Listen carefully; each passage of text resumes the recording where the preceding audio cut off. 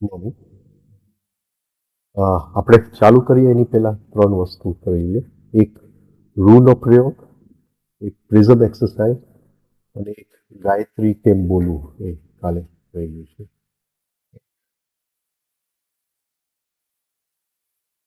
રૂનો પ્રયોગ લઈએ.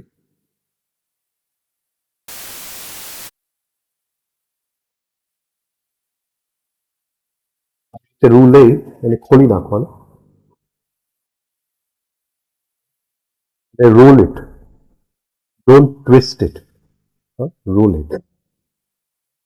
અને જમણા નસકોરામાં બપોરે 1 વાગે ભરી દેવાનું છે.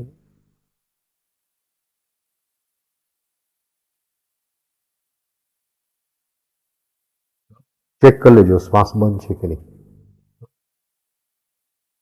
બ્રેથ ચાલુ રહેશે.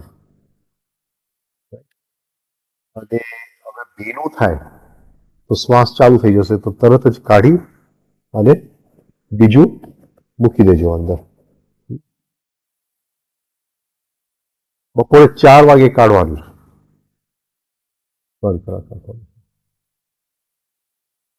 તો સુઈ રોલ કરવાનો, ડોન્ટ ટ્વિસ્ટ ઇટ, ટ્વિસ્ટ નહીં કરવાનું, અને roll it, roll it, don't twist it and push it in there.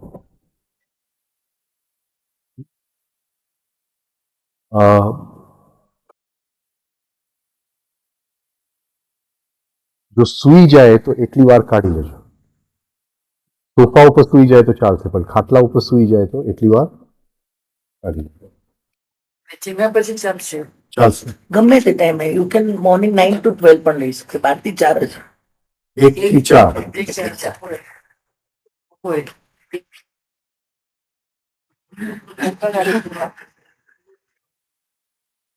એ ચિંતા નહીં કરતા, જમવું ને આ ને તે ને બધું. બંનેમાં સૂર્ય છે ને બંનેમાં ચંદ્ર છે, એટલે એ બધી ચોપડીઓ ખોટી જ છે. એક ચોપડી સ્વરનાડી ઉપર એકે સાચી નથી. બંનેમાં ચંદ્ર છે ને બંનેમાં સૂર્ય છે. ખાલી અહીંથી પોઝિટિવ નેગેટિવ છે, એટલે બંધ કરીએ છીએ આપણે, શું કહેવાય, પોઝિટિવ બંધ કરીએ છીએ. એટલે એ ફિકર નહીં કરતા. ચંદ્રમાં પીવું ને સૂર્યમાં ખાવું ને એ બધે ઉપર કરવાની વાળા પર છે, આગળ એક જ નાકમાં બે રીતે વાળ પર ના પડે. રાઈટ જ, રાઈટ જ. અને 1 to 4 બપોરે.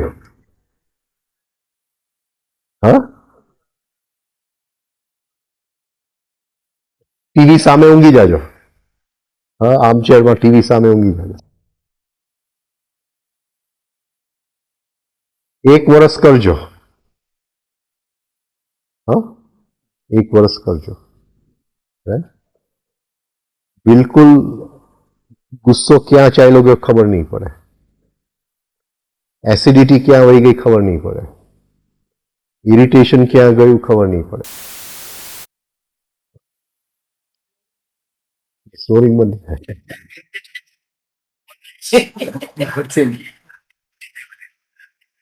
શરદી હોય કે નાક બંધ થઈ જાય તો પણ ચાલુ જ રાખવાનું. ચાલુ જ રાખજો. ઇફાગ્રીન નોઝ ડ્રોપ્સ આવે છે ચરકના, એ વાપરજો. ચરકના આવે છે સિફાગ્રીન નોઝ ડ્રોપ. સિફાગ્રીન, CEPHAGRAINE, સિફાગ્રીન. બાકી હોમિયોપેથિક આવે છે નોઝોલાઇન, NOSOLINE, નોઝોલાઇન. જરૂરત હોય કે જરૂરત હોય તો જમણે પૂરું ભરાયું હોય આ કદાચ ચોકઅપ જેવું લાગે તમે નાખી ખોલી નાખો. headaches, bleeding in periods, migraine, આ બધું 1 વર્ષમાં નીકળી જશે. રાઈટ. આપણે નાની નાની વાતમાં દુઃખ લાગી જાય છે, એ બધું નીકળી જશે. એટલે 1 વર્ષ 1 થી 4 જમણું નસકોરું બંધ કરવાનું છે. થયું. The next thing is prism exercise.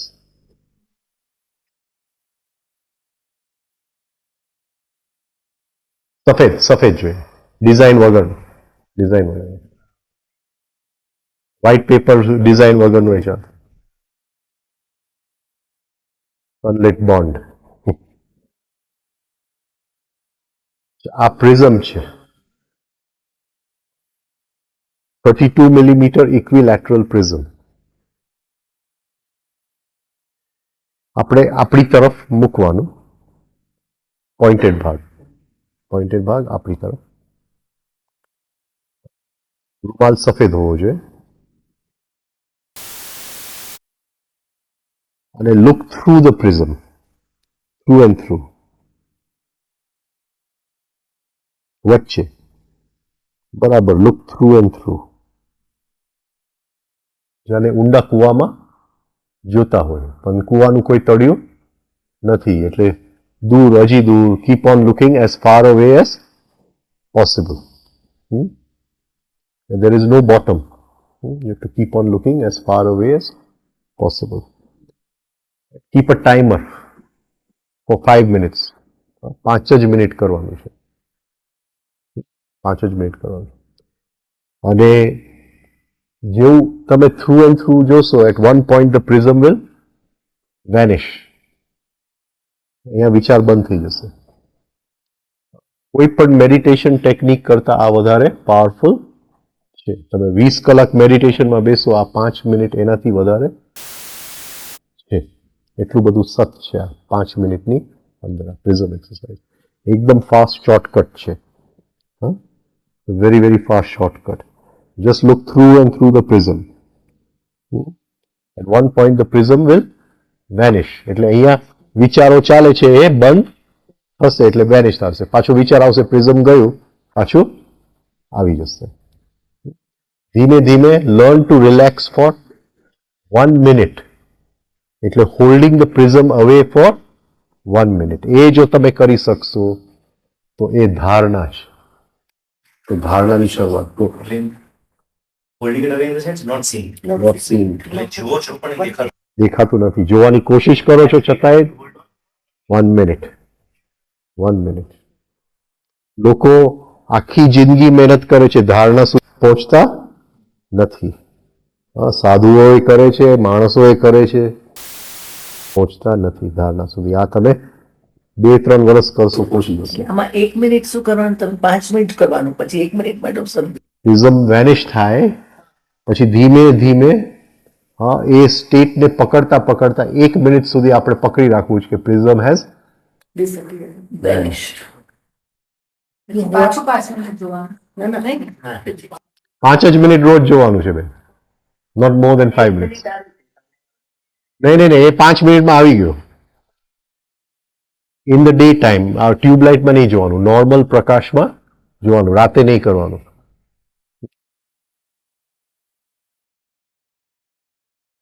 અને એ કોઈ જો ઘરના બધા વાપરી શકે કે everybody has- ના બધા આપી છે.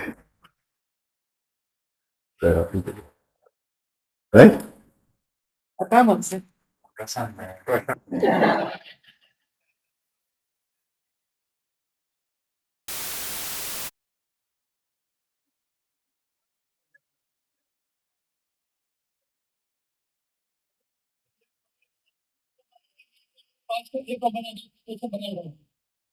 આ બજારમાં જે મળે છે ને બહુ મોંઘા મળે છે, એટલે બલ્કમાં લઈ લે એટલે આપણે લોકોને થોડું સસ્તું આપી શકીએ. લોકોને મોંઘું ન પડે. એ પછી વાત કરી શકીએ આપણે.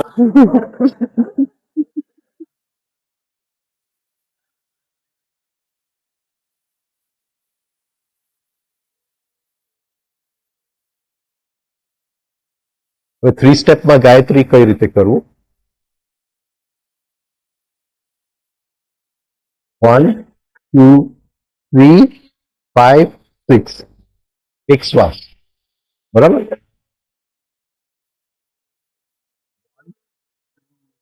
3, 5, 6 એટલે બીજો શ્વાસ. એ શ્વાસમાં એક મંત્ર, રાઈટ, બતાવો તમે. 1 થી ચાલુ કરો. સ્વઃ તત્સવિતુ વરેણ્યં ભર્ગો દેવસ્ય ધીમહિ ધિયો યો ન પ્રચોદયાત. 1, 2, 3 ઓમ ભૂર્ભુવઃ સ્વઃ. 5, 6 તત્સવિતુ વરેણ્યં. Again 1, 2, 3 ભર્ગો દેવસ્ય ધીમહિ. 5, 6 ધિયો યો ન પ્રચોદયાત.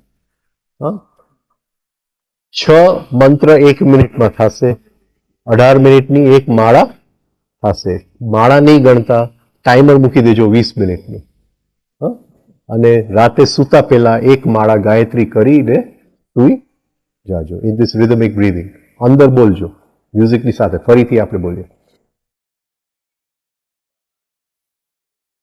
ઓમ ભૂર્ભુવઃ સ્વઃ તત્સવિતુર્વરેણ્યં ભર્ગો ધીમહિ ધિયો યો ન પ્રચોદયાत्.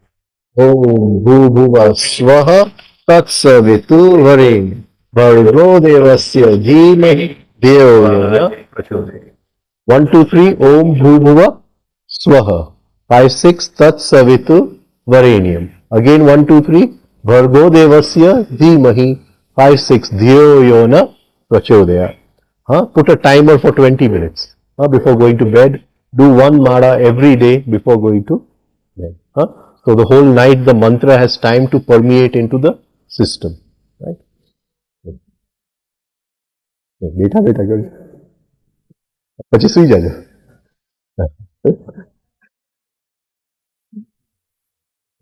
હા, એની મુદ્રા કાલે બતાવી. હા, આ મુદ્રા છે, આ મુદ્રા. રાઈટ. અને ડાબો પગ આગળ, જમણો પગ પાછળ. અહીંયા ડાબો હાથ નીચે, જમણો હાથ ઉપર.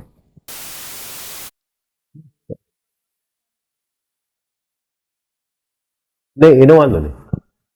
હા, શૂન્ય મુદ્રા. બુદ્ધ આ મુદ્રામાં એનલાઇટન થયા હતા. શૂન્ય મુદ્રા. હવે આપણી ખુશી તેની ઉપર નિર્ભર છે. Our happiness, what is it dependent upon?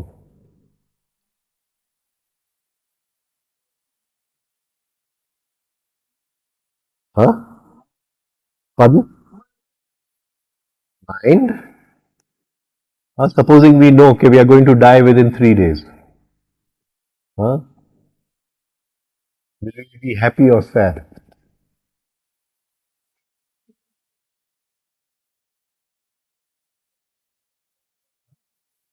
Okay, all of us want a long life. Right? So if we have a long life, we are happy. હવે આપણે ઇલેક્શનમાં ઉભા રહીએ તો જીતીએ તો હેપી, હારીએ તો દુખી. હા, if we are looking very handsome તો happy. હા, રાઈટ. બહુ બ્યુટીફુલ એક્ટ્રેસ હતી ને, એક દિવસ એને થાઇરોઇડની એવી તકલીફ થઈ ગઈ કે એક દિવસ સવારે ઉઠીને અરીસામાં જોયું, ગઈકાલની બ્યુટી આજે કુર્તામાં ટ્રાન્સફોર્મ થઈ ગઈ.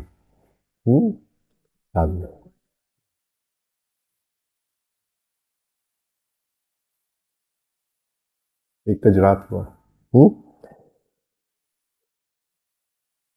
આપણી પાસે ખૂબ વસ્તુઓ હોય તો we are happy. Material possessions, we are happy. Beautiful house, a good car, money in the bank, so happy.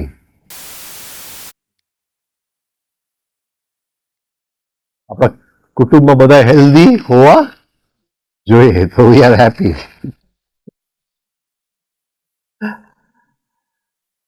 દીકરાઓ, દીકરીઓ, son-in-law, daughter-in-law, they should all be beautiful and obedient.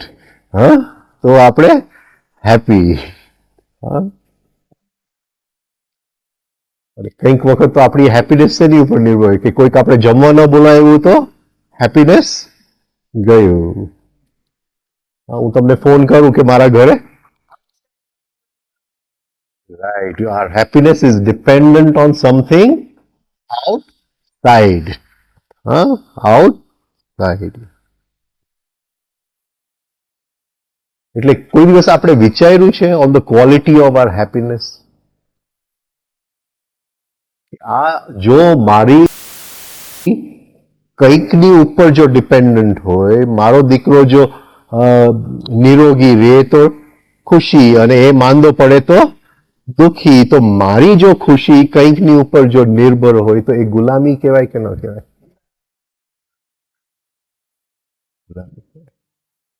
હવે આ ગુલામીમાંથી આપણે નીકળવું છે કે નહીં? એક્ઝામમાં પાસ થયો તો હેપી.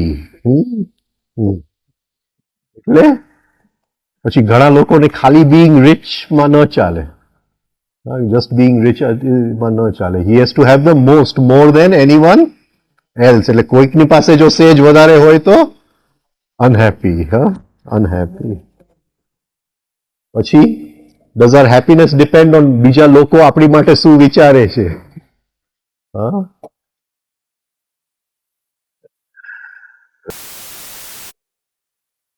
કેટલા લોકો મને જાણે છે? એટલે all happiness is dependent on an outside source. We have no inner source of happiness. એટલે આપણી બહારની વસ્તુ જો છીનવાઈ જાય એની સાથે આપણી ખુશી છીનવાઈ જાય છે. હવે અંદર એવું છે બધાને કે જીવન આપણી રીતે જ ચાલવું જોઈએ. માંદો ન પડવું, જ્યારે મરું કંઈ પણ દુઃખ ન થાય. ઘણા લોકો મૃત્યુનું મને ભય છે, મને દુઃખનું ભય, મૃત્યુનું ભય નથી, મને દુઃખનું ભય છે. દાખલો આપું જીસસનો. એવું બની શકે કે બધાને મૃત્યુ દુઃખ વગર જ આવી શકે? Is it possible?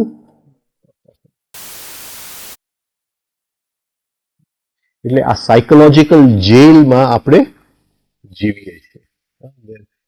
Everything, we have nothing inside. આપણી મૂડી તો કઈ છે જ નહીં, બધું બહાર ઉપર ડિપેન્ડન્ટ છે. બીજું કે એ હેપીનેસને ટકાવવા માટે, so that the happiness continues, it needs constant stimulation. Constant stimulation. Right? આજે નાની ગાડીમાં હેપીનેસ છે પણ આવતીકાલે નહીં હોય. એટલે it needs more stimulation. We need more and more things. આ જે કન્ટિન્યુઅસ સ્ટિમ્યુલેશન ફોર હેપીનેસ, કે એ હેપીનેસ ઉત્તેજિત આપણી અંદર કંઈક ને કંઈક નવી ઉત્તેજના મળવી જોઈએ, એનું નામ અશ્વત્થામા. વધારે લોકો, આજે આટલા લોકો જાણે છે તો કાલે વધારે જાણવા જોઈએ. આજે આટલા પૈસો છે તો કાલે આટલો પૈસો હોવો જોઈએ. રાઈટ? ઓફકોર્સ એમ ન કહી શકું આજે એક બૈરી છે તો કાલે આટલા હોવા જોઈએ.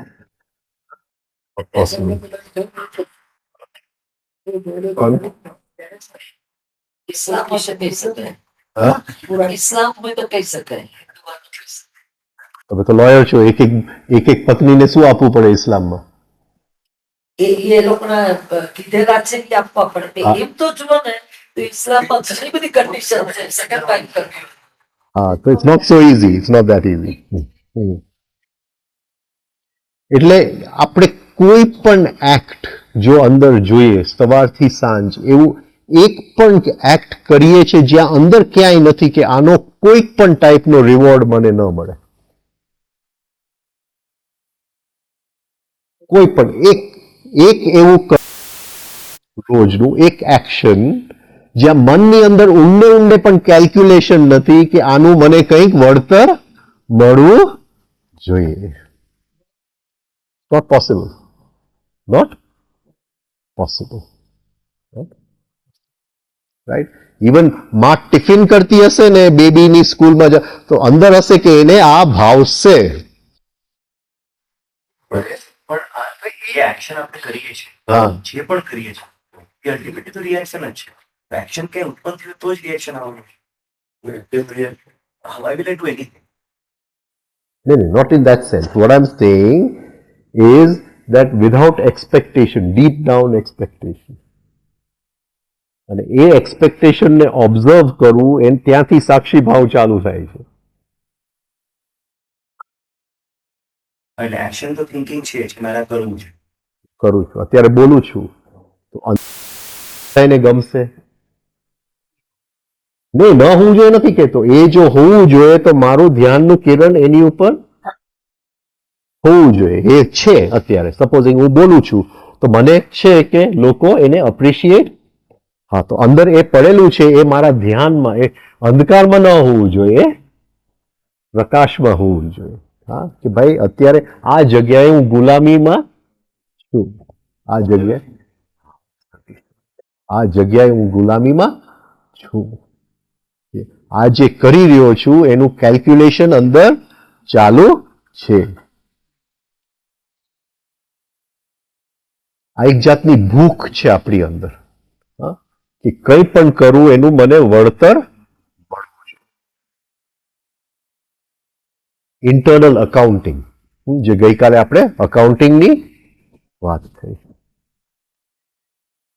અંદર સરખું જોશું, if V C properly inside, તો એક there is a continuous desire for happiness. એક ક્ષણ માટે પણ તૂટતું નથી. કન્ટિન્યુઅસ ડિઝાયર ફોર હેપીનેસ, ખુશી. એ જો ઓબ્ઝર્વ કરીએ, એમાંથી જે દિવસ મુક્તિ મળશે, કામ થઈ ગયું આપણે, કામ થઈ ગયું.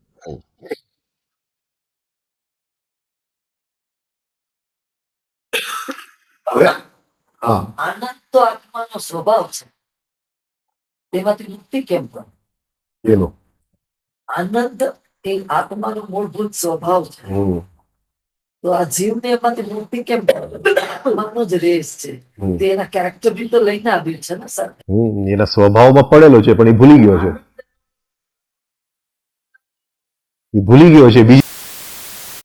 બીજી જગ્યાએ શોધે છે. રિફ્રેક્શન કહેવાય. રિફ્રેક્શન, એ જે જગ્યાએ શોધે છે ત્યાં છે નહીં, છતાંય અંદર તો ડિમાન્ડ ચાલુ જ છે. પણ ક્યાંક અંદર, જેમ તમે કહો છો, આપણી અંદર રિયલ હેપીનેસ પડેલું છે, જે ટોટલી નોન ડિપેન્ડન્ટ છે ઓન એનીથિંગ આઉટસાઇડ. કોઈ મને બોલાવે કે ન બોલાવે, કોઈ વાવા કરે કે ન કરે, ઓલવેઝ હેપી. બુદ્ધનો દાખલો લે તો જે કંઈ ખુશીના સાધન આપણે વિચારી શકાય કે ભાઈ આનાથી મને ખુશી મળશે, તો એ બધું એની પાસે હતું. હા, બધું એની પાસે હતું, છતાંય એ રિયલ હેપીનેસના શોધમાં નીકળી ગયો. એને કીધું હા, હેપીનેસ છે, if it is dependent upon something, it is slavery, ગુલામી છે. અને રિયલ હેપીનેસ ક્યાં પડ્યું છે?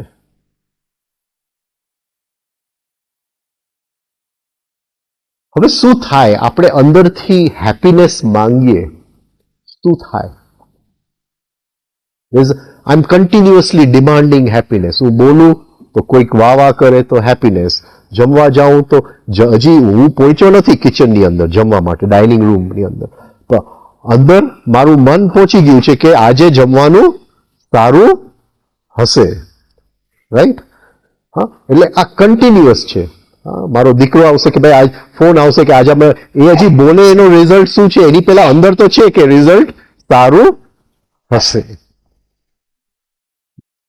અહીંથી સ્ટેશને જાય તો અંદર તો છે કે ટ્રેન આજે ટાઈમસર હશે, મને ક્યાંય કઈ તકલીફ થાય છે.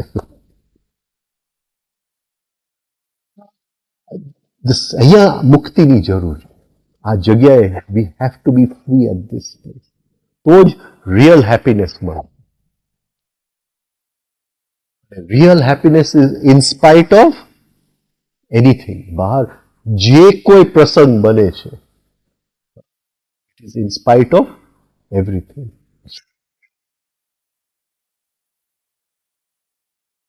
એટલે જ્યાં સુધી હું હેપીનેસની શોધમાં છું, જ્યાં સુધી મારી અંદર હેપીનેસની માંગ છે, તો એનો બાય પ્રોડક્ટ ટેન્શન છે.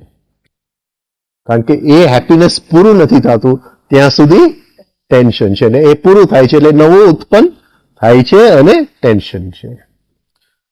એટલે એ જે ઇનર હેપીનેસ છે, એ સ્થિતિ આપણા બધાની અંદર છે, અને એ સ્થિતિને નામ શું આપશો? એ સ્થિતિને નામ શું આપશો? હા, નહીં, જ્યાં આપણે રિયલ હેપીનેસ પડ્યું છે એવી એક સ્થિતિ આપણી અંદર છે. તો એ પદ, અંદરના પદને શું નામ આપશું? નિજાનંદ. રાઈટ. આજે હવે આપણે લેક્ચર કંઈક બીજી વસ્તુ ઉપર લેવું છે, ખાલી લેબલ બદલાવી નાખવું છે આપણે. હા, તો શું કહેશે? એટલે આપણી અંદરની એક સ્થિતિ છે જેને આપણે નામ આપશું Shri Krishna, which is a source of total happiness. એમ સમજો કે વૃંદાવનથી ગયા પછી કૃષ્ણના લાઈફમાં ક્યાંય પણ હેપીનેસનું આઉટર સોર્સ હતું? નહોતું. Nowhere, not even for a single. બહાર કેઓસ ચાલુ જ હતું, હરેક ક્ષણ કેઓસ ચાલુ જ હતું, અને છતાંય the inner state is always of happiness. એ જે છે એ શ્રી કૃષ્ણની.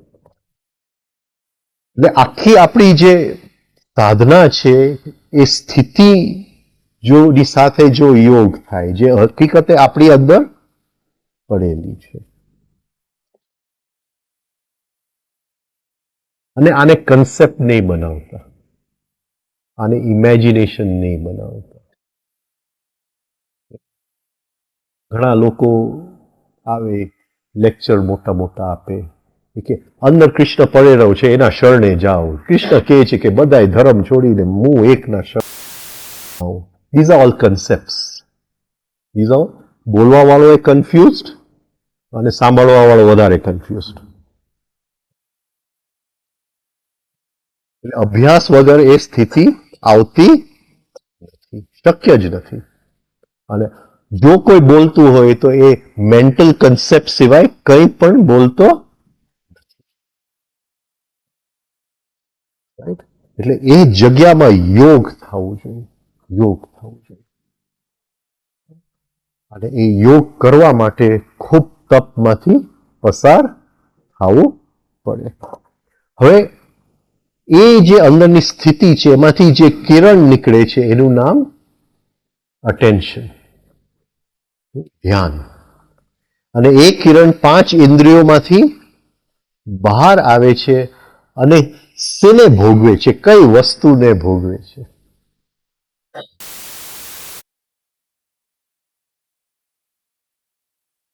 પ્રકૃતિ. પ્રકૃતિ, હા, પ્રકૃતિને ભોગવે છે. એટલે અષ્ટદા પ્રકૃતિ, 5 તન્માત્ર, મન, બુદ્ધિ, અહમ. 5 તન્માત્ર અને અષ્ટદા પ્રકૃતિ. That inner state of total happiness we are calling as Sri Krishna. From that state, a ray of light goes out to through the 5 senses and experiences the world outside. This world is called Prakriti, nature. Okay? And it is Ashtada, the 5 senses, right?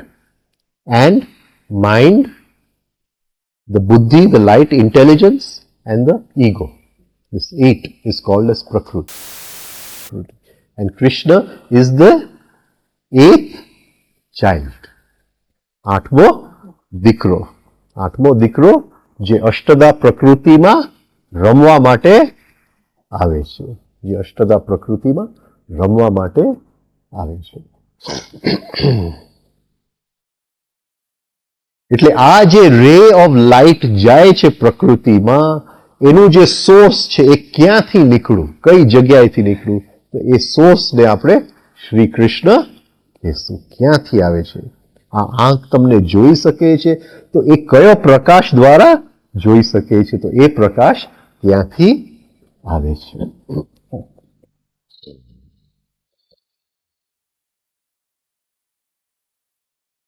તો આખી યાત્રા શું છે? આખી યાત્રા આટલી જ છે કે આ અટેન્શન જે બહાર જાય છે એ ફરીથી આપણા જે જગ્યાથી આવ્યું હતું ત્યાં પાછું પહોંચી જાય એને યોગ કહેવાય. અંદર શ્રી કૃષ્ણની અનુભૂતિ થઈ જાય.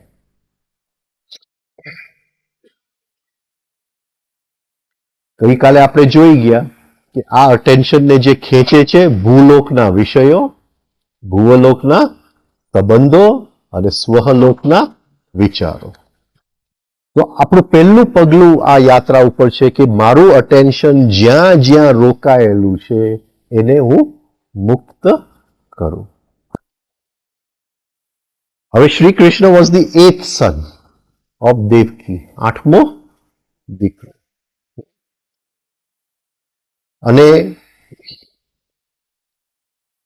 દેવકી દેવકની દીકરી, દેવક એટલે ઉગ્રસેનનો ભાઈ, ઉગ્રસેનનો દીકરો. હવે તે વખતે Vasudev was the most handsome of all the Yadavs. એટલે દેવકીના લગ્ન વાસુદેવ સાથે નક્કી થયા અને કંસ એને વળાવવા જાય છે ત્યારે આકાશવાણી થાય છે કે આનો 8મો દીકરો તારું મૃત્યુનું કારણ બનશે. એટલે આ બાજુ વળાવવા જાય છે, વળાવવાની બદલે એને જેલમાં નાખી દે છે. એટલે જેમ રામે ખૂબ તપ કરીને સીતાને ફરીથી મેળવ્યું હતું એમ દેવકીએ ખૂબ તપ કરીને આ 8મો દીકરો એને મળ્યો હતો. આને વોલન્ટરી સફરિંગ કહેવાય, સ્વૈચ્છિક સફરિંગ. હવે આ બાજુ કૃષ્ણના જન્મ થાય છે અને સિમ્બોલિક છે કે the doors of the open up. એટલે જ્યારે કોન્શિયસનેસ અવતરે છે ત્યારે એ કોન્શિયસનેસને કોઈ પણ જેલની અંદર રાખી શકાતું નથી. કોઈ પણ બંધન, હકીકતે જ્યાં સુધી બંધન છે ત્યાં સુધી એ નથી, અને એ આવે છે એટલે બધા બંધન તૂટી જાય છે.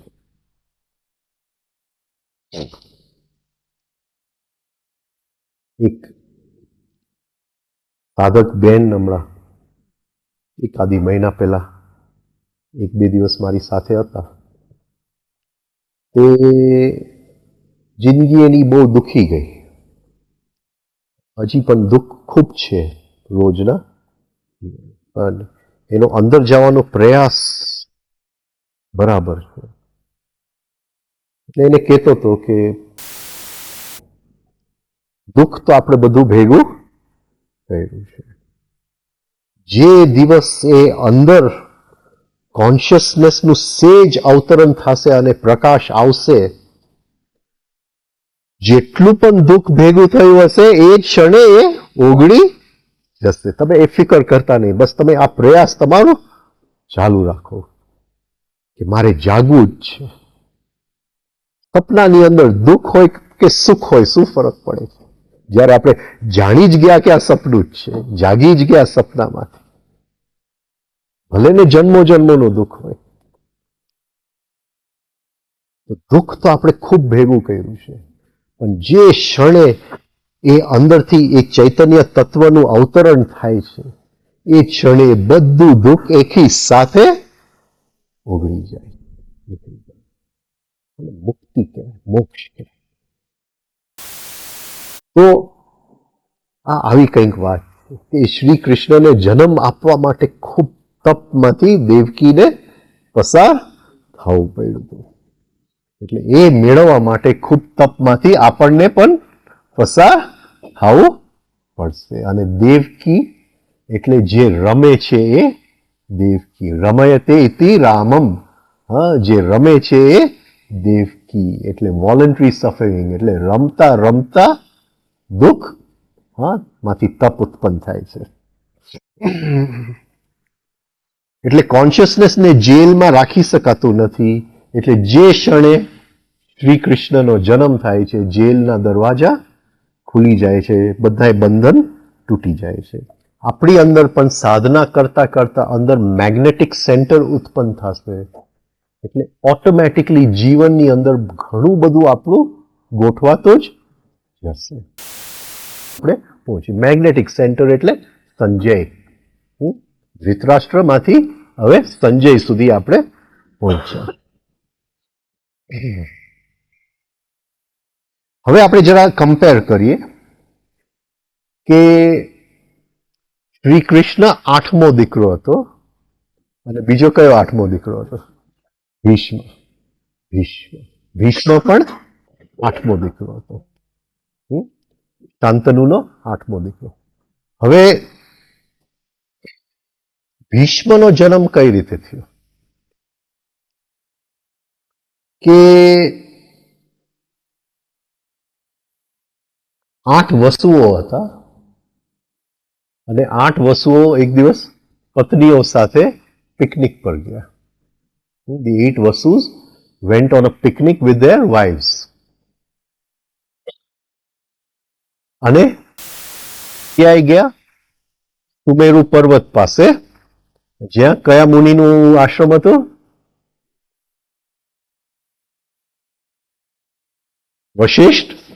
વશિષ્ઠ મુનિનું આશ્રમ હતું અને એનું કામધેનુ ગાય. કામધેનુ એટલે પૂર્ણ કરે, બધી કામના પૂર્ણ કરે. ગાય એટલે ઇન્દ્રિયો. હવે એક વસુ હતો જેનું નામ દેવ. એની પત્ની એ કીધું કે આ ગાય મને જોઈએ છે, મારી મિત્ર છે, કોઈક દેશની રાણી છે, એની માટે મને આ ગાય જોઈએ છે. દેવે બહુ કીધું કે આ વશિષ્ઠ મુનિનું ગાય છે, એને સાથે આપણે કંઈ કરાય નહીં. પણ એ પત્ની માયની નહીં, એટલે 8 વસુઓ અને ગાયને બાંધીને લઈ ગયા. વશિષ્ઠ મુનિ બહાર હતા, સાંજે આવ્યા આશ્રમમાં, બધે શોધ્યું, ગાય મળી નહીં. એટલે આંખ બંધ કરીને એના પ્રજ્ઞાચક્ષુથી એને ખબર પડી ગઈ કે આ ગાય આ લોકો લઈ ગયા છે. એટલે એને શ્રાપ આપી દીધું 8 વસુઓને કે તમે મૃત્યુલોકમાં જન્મ લેશો. એટલે વસુઓની અંદર પહેલો વિચાર શું આવ્યો? વસુઓની અંદર what was the first thought which કેમ? કે મૃત્યુલોકમાં જન્મ લેશું, પહેલો વિચાર શું આવ્યો? સફરિંગ. કે મૃત્યુલોકમાં તો પીડા છે, સફરિંગ છે, દુઃખ છે, અહીંયા સ્વર્ગમાં તો નથી. આ ક્યાં અમે મૃત્યુલોકમાં ફસાયા. એટલે એ લોકોની ઈચ્છા એક જ હતી કે જેટલું સફરિંગ ઓછું, જેટલું સફરિંગ ઓછી. એટલે એ લોકો કોની પાસે ગયા? ગંગા પાસે ગયા. અને તે વખતે ગંગાને શ્રાપ મળ્યું હતું કે તારે પૃથ્વી ઉપર જન્મ લેવાનો છે. અને એ શાંતનુની પત્ની તરીકે આવવાની હતી. એ પણ બહુ સુંદર વાત છે કે ગંગા એકચ્યુઅલી શાંતનુના પિતા પ્રતાપીના પ્રેમમાં પડેલી. અને એના પિતા ધ્યાન કરતા હતા ગંગા કિનારે શાંતનુના. અને ધ્યાનમાં ગંગા એને જોઈ ગઈ અને એના પ્રેમમાં પડી ગઈ અને જઈ અને જમણા જાંગ ઉપર બેસી ગઈ. જેવું એને ધ્યાનમાંથી આંખ ખુલી એટલે જોયું તો એ કે હું તમારા પ્રેમમાં પડ્યું છું, તમે મને સ્વીકારી. કે પત્ની તો ડાબા જાંગ ઉપર બેસે, જમણા જાંગ ઉપર તો દીકરી બેસે, એટલે હું તને પુત્ર વધુ તરીકે સ્વીકાર કરીશ. એટલે પછી શાંતનુની પત્ની બને છે. હવે વસુએ ગંગાને શું કીધું કે જેવો અમારો જન્મ થાય અમને ગંગાની અંદર ડૂબાડી દેજે, એટલે અમે પાછા સ્વર્ગલોકમાં પહોંચી જાય, મૃત્યુલોકનું સફરિંગ અમને મળે નહીં. અને ગંગાએ નિયમ શાંતનુ સાથે કહ્યું કે તારે પૂછવાનું નહીં. પણ શાંતનુએ છેલ્લી વખતે પૂછી લીધું અને ભીષ્મ રહી ગયો સફરિંગ સહન કરવા માટે. એટલે ભીષ્મ 8મો દીકરો, કૃષ્ણ પણ 8મો દીકરો.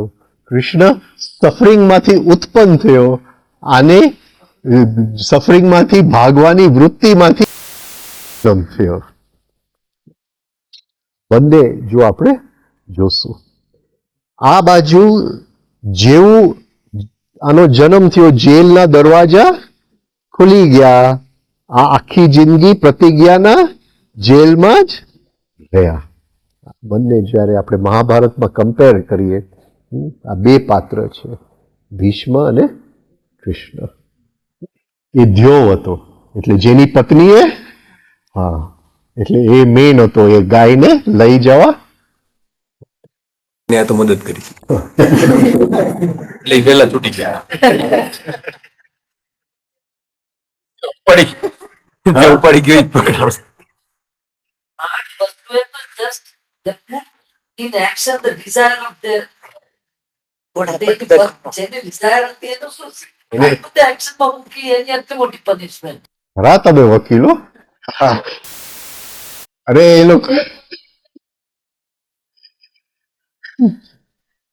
એ લોકોને પતિનો વિયોગ સહન કરવો પડ્યો.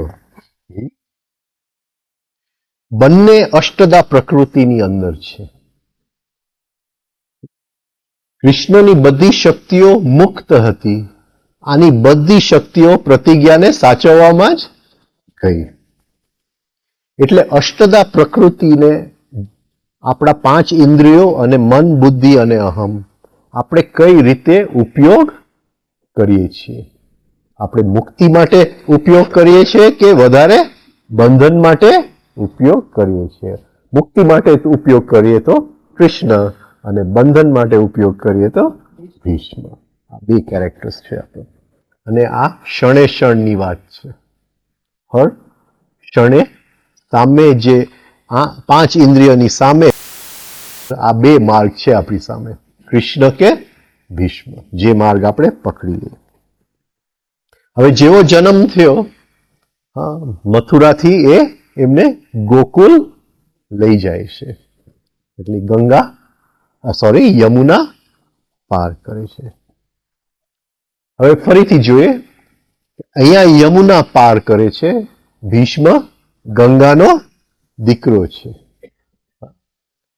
એટલે જ્ઞાન અને ભક્તિ. હા, યમુના પાર એટલે અહમ ઓગળી ગયું. આ ગંગાનો દીકરો, પણ એની સાથે શું જોડાયું? પ્રતિજ્ઞાનો અહમનો લક્ષણ, પ્રતિજ્ઞાનો આગ્રહ. બસ આ જ્ઞાન સાથે જે જ્ઞાનનો આગ્રહ આવે છે ને, ત્યાં બધું એટલે જ્ઞાન અને ભક્તિ સાથે ચાલવી જોઈએ, કારણ કે ભક્તિની અંદર આગ્રહ ઓગળી જાય છે. જ્ઞાનનો આગ્રહ કે મારું જ્ઞાન સાચું, તમારું જ્ઞાન ખોટું, આગ્રહ આવી જાય. એટલે ભક્તિની જરૂર પડે, જ્ઞાનીને ભક્તિની જરૂર પડે. સરસ્વતી એટલે વાણી. વાણી એટલે વ્યવહાર. હા, વાણી એટલે વ્યવહાર. રાઈટ? એટલે જ્ઞાન અને ભક્તિ જ્યારે ભેગા થાય ત્યારે વ્યવહારની અંદર સરસ્વતી આવે. ગઈકાલે આપણે ગાયત્રી કરી ગયા. એટલે જ્ઞાન એટલે ભીષ્મ, જ્ઞાન પ્લસ આગ્રહ એટલે ભીષ્મ, જ્ઞાન પ્લસ ભક્તિ એટલે જ્ઞાન એટલે યુક્તિ. એટલે યુક્તિથી ભક્તિ થાય તો અહમ ઓગળે, અને યુક્તિ વગર જો ભક્તિ થાય તો જડતા આવી જાય છે. અધ્યાત્મની અંદર જડતાની સેજ પણ જગ્યા નથી. હા, હું કહું અરે કઈ પણ મને કઈ થતું નથી, એ અધ્યાત્મ નથી. એ અધ્યાત્મ નથી. સૂકું પત્તું બનવું એ અધ્યાત્મ નથી. પત્તું તો રસથી ભરેલું છે. એને દુઃખ તો બધું થાય છે, ખાલી જ્યાં દુઃખી થાય છે ત્યાં એ અહમ ઓગળી ગયો છે. જે દુઃખી થાય છે એટલે કે અરે મને હવે કે હું આ બધાથી પાર થઈ ગયો, મને હવે કઈ અડતું નથી, એટલે હું સમજી જાઉં આ જડતા આવી ગઈ. મરેલું પત્તું છે. મરેલું પત્તું અધ્યાત્મ ન કરી શકે.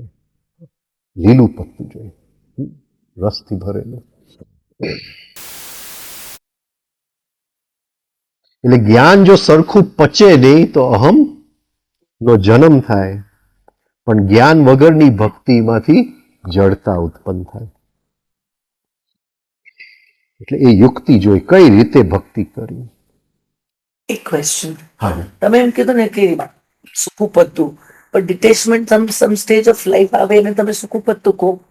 Detachment, now you are detach from people, detach from few ઇન્દ્રિયસ માંથી, તો એ તમે સૂકું પત્તું કહો. that detachment is a reaction. આ ડિટેચમેન્ટની જે વાત છે, it is not a I am totally attached to everybody but cannot be attached anywhere. હું અત્યારે મારા ફાર્મ પર ચાલ્યો જાઉં તો detached, it is not detachment. આખો દિવસ લોકોની વચ્ચે છતાંય હું ટોટલી ડિટેચ્ડ હોઉં, totally attached and still detached.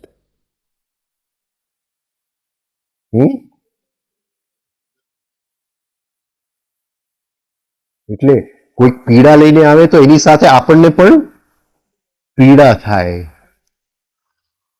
એવું નહીં કે મને કંઈ થતું નથી, હું ડિટેચ છું. બધું થાય છે, બધું થાય છે. છતાંય જ્યાં જ્ઞાન છે ત્યાં સમજણ છે કે આ થાય છે એની પાછળનું સાયન્સ શું છે, અને એ સાયન્સમાં હું ખાલી દ્રષ્ટા સિવાય કંઈ બની શકતો. આ બે વસ્તુ સાથે ચાલવી જોઈએ, બે ફિલિંગ સાથે થવા જોઈએ. ઇફ આઈ સે અરે આઈ એમ નોટ ફીલિંગ એનીથિંગ, તો સૂકું પત્તું થઈ ગયું. You must feel, actually you feel more intensely. Why do you feel more intense? Yeah, but why? Why? Because today I have no escape. Why? Why? Supposing તમને દુઃખ થાય તો you are allowed to daydream.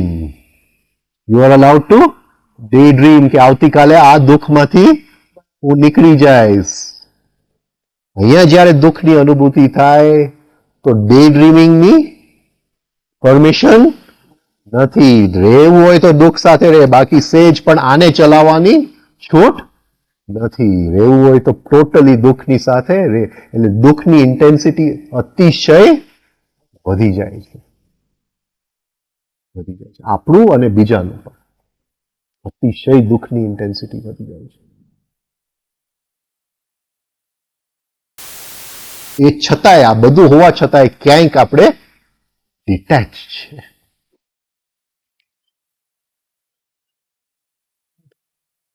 એમ પણ હું અંદરથી નથી કહી શકતો કે આવતીકાલે સારું હશે. જે છે આ છે એની સાથે રહે. That is conscious suffering. જે થાળીમાં આવ્યું એ સફર કરવું જ પડે, અને જલસાથી સફર કરો. No escape. No. એટલે અહીંયા સૂકા પત્તાની જગ્યા નથી. You have to be full of life, full of રસ, full of joy. અને છતાંય દુઃખની અનુભૂતિ એકદમ ઇન્ટેન્સ, એકદમ ક્યાંય પણ ભાગવાનું નહીં.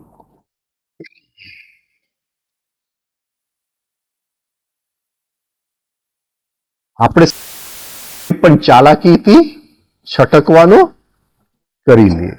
ઘરે મહેમાન હોય તો આવવાના હોય તો કંઈક ચાલાકી, અરે ભાઈ મારે અત્યારે ટૂર પર જવાનું છે, એટલે તમે હમણાં તો આવતા નહીં, પછી બીજી વખત આપણે વિચારશું.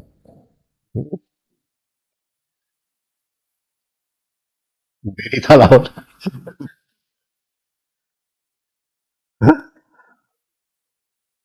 જરાક સરખી રીતે સમય. હા, હવે વાસુદેવ એ બાળકને લઈ અને યમુના પાર કરે છે, અને સામે છે એ નંદ ગાંવ છે. નંદ ગાંવ છે. એટલે જેવું ભક્તિની નદી તમે ઓળંગી જાઓ તો સામે પાર આનંદનો ગાંવ છે. આનંદનો ગાંવ છે. એ જેવો એ ના પાર કરે છે તો પાંચે પાંચ તત્વ એ બાળકને મળવા આવે છે. જાણે કે એને ચરણ સ્પર્શ કરવો છે. એટલે વરુણ એના ચરણ સ્પર્શ માટે પાણી વધી જાય છે.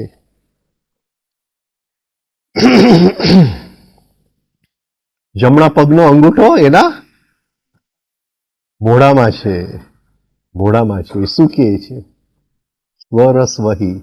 શું કહે છે? સ્વરસ વહી. કે સુખ મારી અંદર જ છે. બહાર તો ભલે તોફાન હોય, ગમે એ હોય, પણ હું એ સુખને હર ક્ષણે અંદરથી સેવન કરી રહ્યો છું. અને એઝ અ સાયકલ સેવન કરું છું, વધતું જાય છે. સેવન કરું છું, વધતું જાય છે. યિન અને યાંગ. ચાઇનીઝ આની અંદર યિન અને યાંગ, ધ મીટિંગ ઓફ યિન અને યાંગ.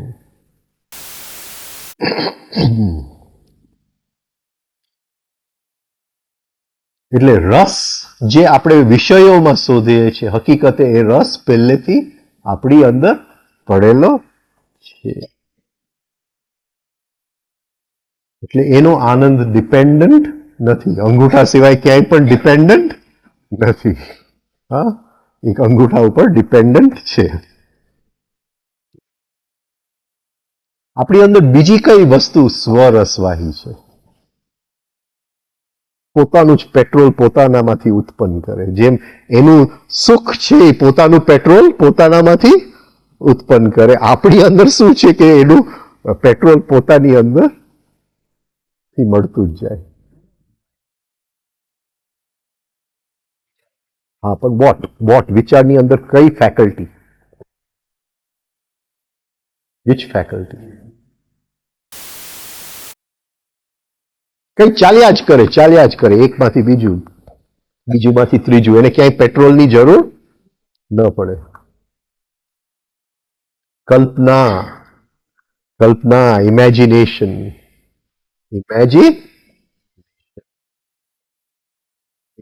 કહેવત છે કે નારદ એક દિવસ ગયા વિષ્ણુ ભગવાન પાસે કે આ બધા દુનિયાની અંદર સાધના બહુ કરે છે, તો આ બધા જીવ મુક્ત થશે તો અહીંયા પોપ્યુલેશન એક્સપ્લોઝન થઈ જશે. તમે કંઈક કરો. આ બધા સાધના કરે છે, તમે કંઈક કરો. એટલે પછી ભગવાને વિચાર્યું. એટલે એને થયું કે આ એક વસ્તુ હું મનુષ્યમાં નાખતા ભૂલી ગયો, કલ્પના શક્તિ. કે આ કલ્પના શક્તિ મૂકી દઉં એટલે પહેલેથી ઇમેજિન કરી લેશે કે મને બધું મળી ગયું છે, એટલે સાધના કરશે નહીં. એટલે એની ઇમેજિનેશન મૂકી દીધું, કલ્પના શક્તિ. ત્યારથી મનુષ્ય સમજી જાય કે હું બધું મેળવી લીધું છે, એટલે હવે મેળવવાની જરૂર નથી. તો આ પોતાનો અંગૂઠો ચૂસી રહ્યો છે અને ત્યાં જાય છે નંદગાંવ એટલે ગોકુલ. ગો એટલે ઇન્દ્રિયો, ઇન્દ્રિયોનો જે પ્રદેશ છે એ ગોકુલ. આ આપણું ગોકુલ. એક સાપ આવીને એને ઢાંકે છે. એનું મોઢું ઢાંકે છે. સાપ બે વસ્તુનો પ્રતીક છે. કામનાનો પ્રતીક છે અને સમયનો પ્રતીક છે, ટાઈમનો પ્રતીક છે. એટલે કહે છે કે એ બંનેમાંથી એ મુક્ત છે.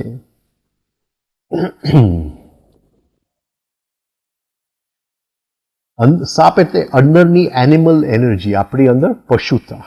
અને એ પશુતા ક્યારે વ્યક્ત થાય છે? કઈ જગ્યાએ વ્યક્ત થાય છે? પશુ તો પડેલો છે. ક્યારે? ઉપર. ક્રોધમાં ખરું, પણ એની પહેલા શું? અણગમાની અંદર. જેવું મને કોઈ પણ વસ્તુનો અણગમો થાય છે, અહીંથી અહીં કનેક્શન થાય છે. આ અનકોન્શિયસમાં જે પશુ પડ્યો તો એ બહાર નીકળી જાય. અણગમો, dislike. Dislike is the cause of all violence. Dislike, અણગમો. મને ગમતું નથી. એટલે Nandgaon is a psychological space જે આપણા બધાની અંદર છે જ્યાં હંમેશા આનંદ અને આનંદ છે જ. હવે એ નંદગાંવમાં કોણ રહે છે? ગોપીઓ. ગોપીઓ એટલે ગઈકાલે આપણે શેની વાત થઈ? ઇન્દ્રિયોમાંથી જે પ્રાણ આવે છે,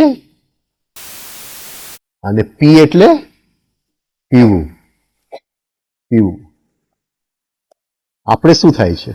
જે ઇન્દ્રિયોમાંથી પ્રાણ આવે છે, શું થાય છે?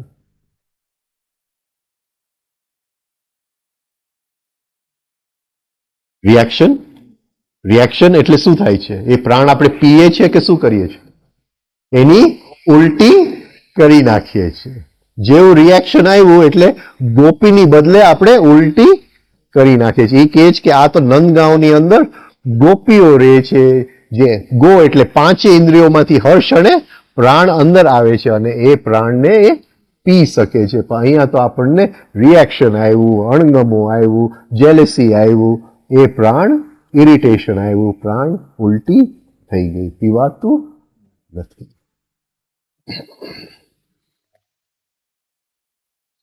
હવે આપણી અંદર બે ભાગ છે, જે જન્મથી લઈને આપણે આવ્યા હતા, અને એક જે એની ઉપર આપણે સુપરઇમ્પોઝ કર્યું. રાઈટ? એ જે જન્મથી લઈને આવ્યા હતા એને ગુરુજીએફ નામ આપ્યું છે એસેન્સ. એસેન્સ, તત્વ. તત્વ. ગુરુજીએફ કહે છે કે એ પ્લેનેટરી સબસ્ટન્સથી બનેલું છે. એસેન્સ. એ એસેન્સને ગ્રો થવું છે, એને વિકાસ પામવું છે. હવે એની ઉપર જે થોપવામાં આવે છે નામની સાથે, એને ગુરુજીએફે નામ આપ્યું personality. Personality. That which is born, essence, that which grows on top of it, personality. અત્યારે આપણે એસેન્સમાં જીવીએ છીએ કે પર્સનાલિટીમાં જીવીએ છીએ? હકીકતે 3-4 વર્ષ સુધી એસેન્સનો થોડો વિકાસ થાય છે, પછી પર્સનાલિટી મજબૂત બની જાય છે. આખી જિંદગી પર્સનાલિટીની જ વિકાસ થાય છે. અધ્યાત્મમાં એ લોકો જાય છે પણ એમાંય પર્સનાલિટીનો જ વિકાસ કરે છે. જેની માટે અધ્યાત્મમાં ગયા હતા કે એસેન્સ સત્વનો વિકાસ થાય, એની બદલે પર્સનાલિટીનો જ વિકાસ થાય છે. અને મૃત્યુ વખતે પર્સનાલિટી ચીરાઈ જાય છે અને એસેન્સ ત્યાં ને ત્યાં, અરે મેં તો જન્મ લીધેલો, વિકાસ થવા માટે, અરે કઈ થયું નહીં, ફરીથી આ બધી ક્રિયામાંથી મારે પસાર થવું પડશે. કંઈ પણ એની સાથે બનતું નથી. તો આ નંદગાંવ જે છે એ પર્સનાલિટીનો ક્ષેત્ર નથી, એસેન્સનો ક્ષેત્ર છે. અહીંયા કપડા નથી. હા, કૃષ્ણએ ગોપીઓના કપડા ચોરી કરી ગયો. હા, અહીંયા કપડા નથી. બહારથી જે ઓઢેલું છે એ બધું પર્સનાલિટી. રાઈટ? અને પછી પર્સનાલિટીમાં શેનો જન્મ થાય? પર્સનાલિટીમાંથી ફોલ્સ પર્સનાલિટી.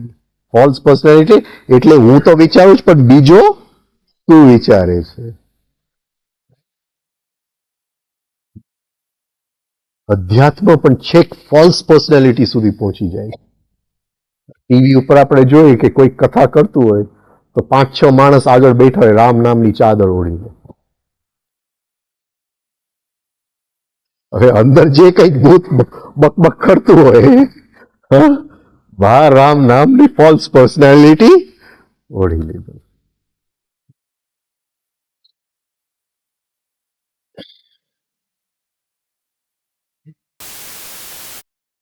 તો આ જે પ્રદેશ છે એ જુદી ટાઈપનો પ્રદેશ છે. અહીંયા પર્સનાલિટી નથી. હા, મને કેટલા લોકો ઓળખે છે, મારી કેટલી પ્રતિષ્ઠા છે, મારું કેટલું બેંક બેલેન્સ છે, હા, એ આ પ્રદેશ નથી. આ તો જુદો પ્રદેશ છે. એનું નામ છે નંદગાંવ. અને ત્યાં ગોપીઓ રહે છે જે ઇન્દ્રિયોમાંથી પીએ છે, અને ત્યાં ગોપાલો રહે છે જે ઇન્દ્રિયોનું પાલન કરે છે. આપણે 5 ઇન્દ્રિયો કઈ રીતે ઉપયોગ કરીએ છીએ, સંવેદનામાં કે ઉત્તેજનામાં? ઉત્તેજનામાં. ઇન્દ્રિયોમાંથી જો આપણે પીતા જાય તો જીવનમાંથી રસ કાઢતા જાય અને એક રાસ ચાલુ થઈ જાય. તો આ અંદરનો જે કૃષ્ણ છે અને આ જે ગોપીઓ છે એ બે વચ્ચેનું જે નૃત્ય છે એ રાસ. એ ગોપીઓ હર ક્ષણે 5 તન્માત્ર પીતી જાય છે અને અંદર એનો ભોગવવા વાળો છે. અને ગોપીઓ એટલે ઇન્દ્રિયો અને અંદર ભોગવવા વાળો કૃષ્ણ, એ બંનેની લીલા ચાલુ છે. આ નૃત્યને રાસ કહેવાય.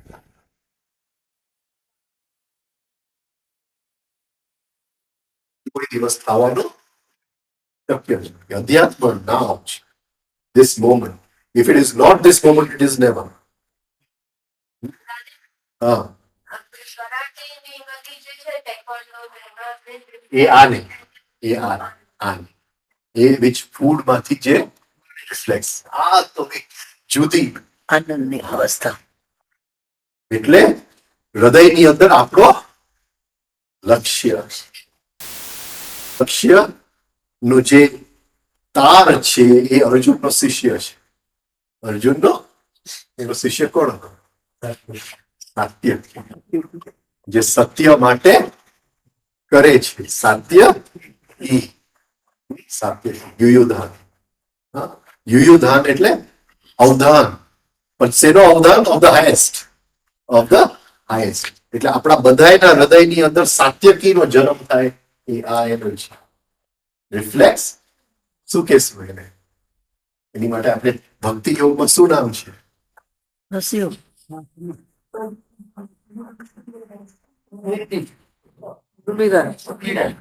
હર ક્ષણે આપણે ભૂલવા માંગીએ તો પણ ભૂલાતો નથી. આપણે ભૂલવા માંગીએ તો એ આપણું લક્ષ્ય ભૂલાતું નથી. સુમિરન કહેવાય. એટલે ગુરુજી ઓફ સેલ્ફ રિમેમ્બરિંગ. આ એનર્જીની જરૂર પડે.